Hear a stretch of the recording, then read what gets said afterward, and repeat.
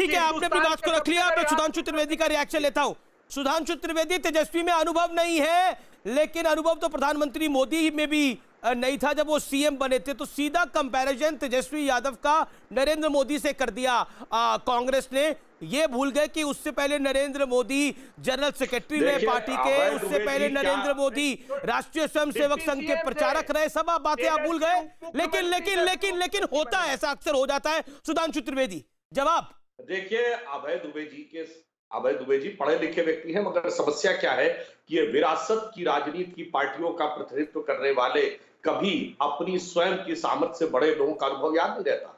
श्री नरेंद्र मोदी जी 1990 में पार्टी के राष्ट्रीय सचिव बने थे। उसके बाद अनेक वर्षों तक भाजपा के राष्ट्रीय महासचिव रहे। उसके बाद अनेक वर्षों तक वो कई राज्यों के प्रभारी रहे, जहां पर सरकार को बनाने और चलाने दोनों में उन्होंने अच्छी भूमिका निभाई।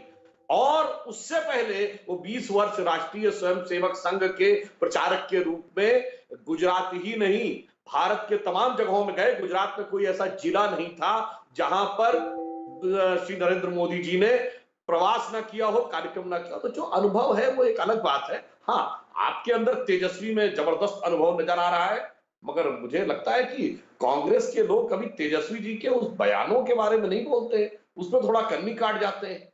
अब अनुभव की जहां तक बात है, तो पिछला चुनाव मुझे याद है जब आप लोग गठबंधन में लड़ रहे थे, तो ये बताइए, सोनिया जी का भाषण पहले हुआ, अंत में हुआ था, या लालू प्रसाद यादव जी का? लालू प्रसाद यादव जी अंत में बोले थे ना, यानी वो सोनिया जी से बड़े नेता हो गए थे।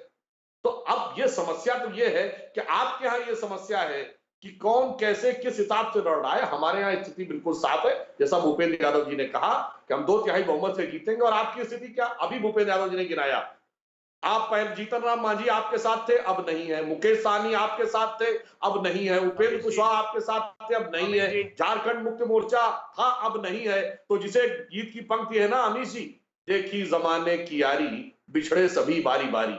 आज महागठबंधन की वो हालत है। ठीक है, सारिका पासवान है। अभय दुबे, आप अपनी बात को रख लीजिए, फिर मैं सारिका पासवान और राजीव रंजन जी के पास भी चलूंगा। सारिका पासवान, देखिए राजीव, अभय दुबे बोलिए आप। अपने दामन की सियाही तो मिटा लो पहले, हम पे इल्जाम लगाने वालों। अरे नीतीश का चिराग बुझाने को एलजेपी का लाल आगे किया है एक गठबंधन। एक सुशील मोदी जी ने अप्रत्यक्ष रूप से ओवैसी से गठबंधन कर रखा है।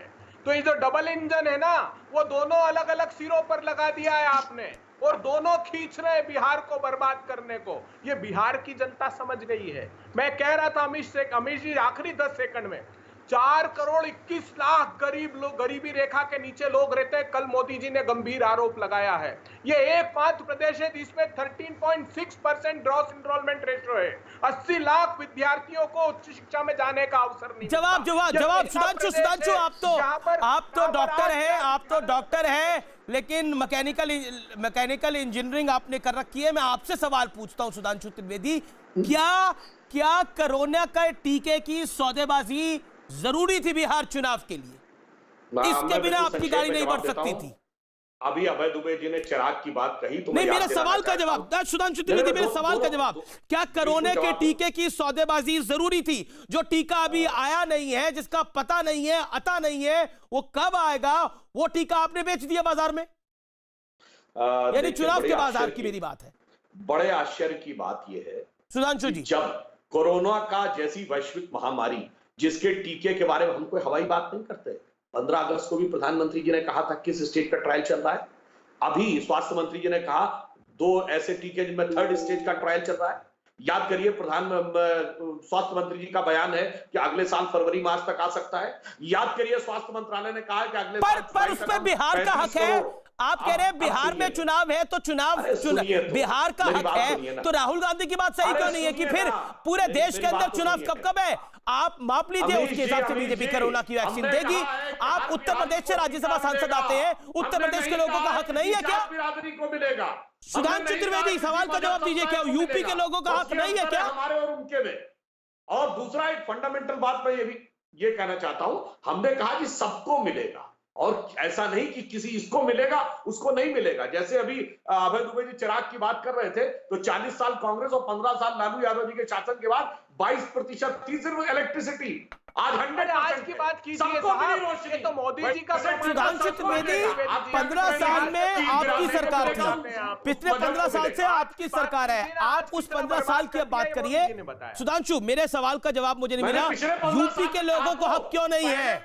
बिहार को आप हक दीजिए, लेकिन चुनाव की सौदेबाजी क्यों? जवाब सुधांशु, जवाब इस बात का, यूपी के लोगों का हक क्यों नहीं है? असम के लोगों का हक क्यों नहीं है, जहां आपकी सरकार है? भूल जाइए विपक्ष की सरकार है, उधर आपकी सरकार है, बिल्कुल सही बात है। राज्यसभा सांसद आते हैं उत्तर प्रदेश से। जहां पे हम सरकार में हैं वहां बोलना हमारा काम नहीं है, व्यवस्था करना। क्यों नहीं है? सरकार व्यवस्था करके रखी है और जब करेंगे। यहाँ पर चूंकि अब चुनाव सरकार के सामने है, तो हम अपना जब सारी चीजों पर विजन रख रहे हैं, इस पर विजन